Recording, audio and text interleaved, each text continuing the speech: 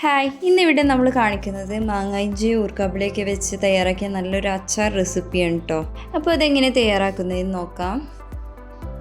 അപ്പോൾ ആദ്യം അടുപ്പത്ത് ചട്ടി വെച്ച് ചൂടാക്കിയിട്ട് അതിലേക്ക് വെളിച്ചെണ്ണ ഒഴിച്ച് ചൂടാക്കി കടുക് പൊട്ടിച്ചെടുക്കുക കേട്ടോ. ഇനി അതിലേക്ക് കുറച്ച് വെളുത്തുള്ളി കട്ട് ചെയ്തതും കുറച്ച് പച്ചമുളക് കട്ട് ചെയ്തതും കറിവേപ്പില കട്ട് ചെയ്തതൊക്കെ ഇട്ട് കൊടുത്തിട്ട് നന്നായിട്ട് വഴറ്റി പച്ചമണം വാർന്നത് വരെ നന്നായിട്ട് വഴറ്റി എടുക്കുക കേട്ടോ. അപ്പോൾ ഇതൊക്കെ നന്നായിട്ട് വഴണ്ട് വന്നിട്ടുണ്ട്. അപ്പോൾ കുറച്ച് പൊടികളൊക്കെ ചേർത്ത് കൊടുക്കാം കേട്ടോ. അപ്പോൾ അതിലേക്ക് 1 സ്പൂൺ മുളക് പൊടി, ഒരു 1/4 ടീസ്പൂൺ മഞ്ഞൾപ്പൊടി, 1 സ്പൂൺ ഉപ്പ്, 1 സ്പൂണ് കുറച്ച് അച്ചാർ പൊടി ഇവയൊക്കെയാണ് ചേർത്ത് കൊടുത്തിട്ടുള്ളത്. അപ്പോൾ നന്നായിട്ട് വഴറ്റിയിട്ട് ഒരു 2 കപ്പ് തിളപ്പിച്ച വെള്ളം കൂടി ഇതിലേക്ക് ഒഴിച്ചു കൊടുക്കുന്നുണ്ട് കേട്ടോ. ചൂടുവെള്ളമൊക്കെ ഒഴിച്ചതിന് ശേഷം ഇത് നന്നായിട്ട് ഇളക്കിയിട്ട് തിളപ്പിച്ചെടുക്കണം. മാങ്ങായിഞ്ചിൻ്റെയും ഊർക്കാപ്പുളിൻ്റെയും ക്വാണ്ടിറ്റി നോക്കിയാണ് 1 കപ്പ് ഹോട്ട് വാട്ടറും കൂടെ കൂടുതൽ ചേർത്തി കൊടുത്തത് കേട്ടോ. ഇനി ഇത് നന്നായിട്ട് തിളച്ച് വരണം. തിളച്ച് വന്നതിന് ശേഷം ഇതിലേക്ക് നമ്മളൊരു 1/4 ടീസ്പൂൺ കായപ്പൊടി കൂടി ചേർത്ത് കൊടുക്കുന്നുണ്ട് കേട്ടോ. അപ്പോൾ ഇതിലേക്ക് കായപ്പൊടി ചേർത്ത് കൊടുത്തിട്ടുണ്ട്.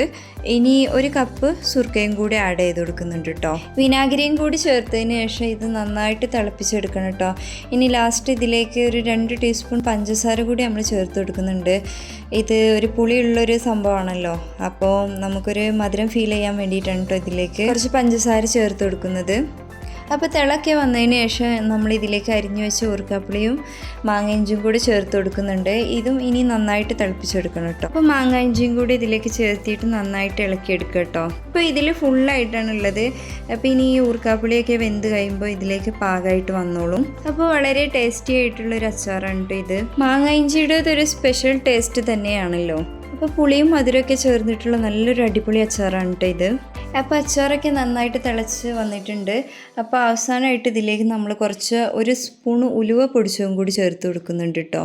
അപ്പോൾ നമ്മുടെ വീഡിയോ ഇഷ്ടപ്പെട്ടെന്ന് വിചാരിക്കുന്നു. വീഡിയോ ഇഷ്ടപ്പെട്ടാൽ ലൈക്കും സബ്സ്ക്രൈബും ചെയ്യണം.